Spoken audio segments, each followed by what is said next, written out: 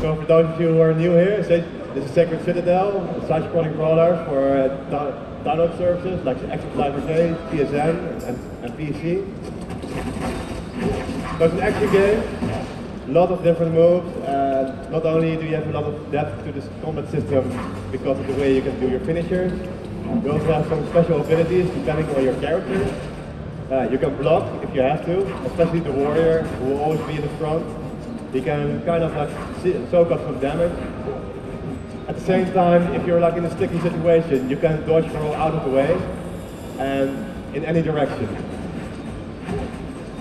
As you can see, it's a pretty colorful game. So it's like lots of bright colors to give it like a bit of a cartoon style. At the same time, it really helps to identify all the enemies and your heroes. Like they don't just have a giant arrow above their head, but they're also like skinned in a different way to make them easily identifiable during all the action. So the levels are full of these kind of environmental hazards, like this giant log. If you hit it, it will go swing back and forth, which you can use to destroy your enemies. At the same time, you have to be careful that you don't kill your teammates. Luckily, you can also dodge roll underneath this hazard, so if you find yourself being attacked by your co-player, just move out of the way. A lot of different enemies in the game. In this level alone, we have about 4 different types.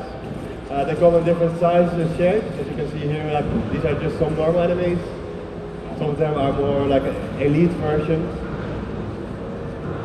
And like the level design is tailored to not just be about hacking and slashing, but also about some platform elements, using the environment to your advantage. And of course we also have these enemies. These are the Grimobs. They are your primary enemy in the game. They are being controlled by an orc chieftain, and these Grimobs are forcing tiny minor creatures that you see on the left to dig for an artifact. The heroes are trying to find the same artifact, but of course some things will go wrong in the game and the story will really kick off. But the story in Sacred Citadel also acts as a prelude for Sacred 3, which will come out next year after Sacred Citadel. And if you're a fan of the old games, the world of Ankaria has now kind of turned into legend. So in the world of Sacred Citadel, all the events from the past games are now legendary. Here you have one of the other environmental hazards, like you can throw your enemies below it and then hope the giant block will crush them in time. Or your goal player. Of course we also have mounts, because they're a lot of fun to play with.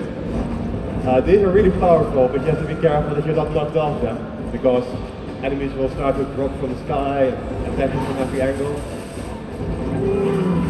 Oh. There you have some even bigger enemies. They'll just grow bigger and bigger as you go. You can see some blood on the floor there, so something might be going on here.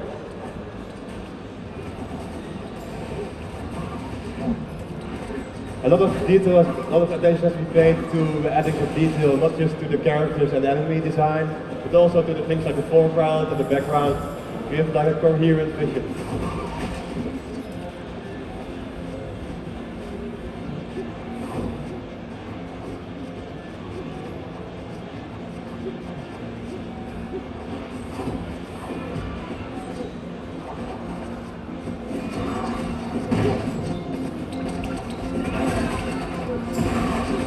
This is like a mini boss.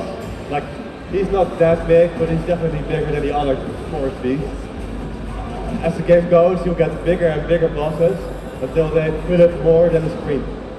And these bosses are designed to like kind of test your skill as a team. And of course, if you don't have anyone to play with at the moment you're playing, you can also play solo. So it's no problem at all.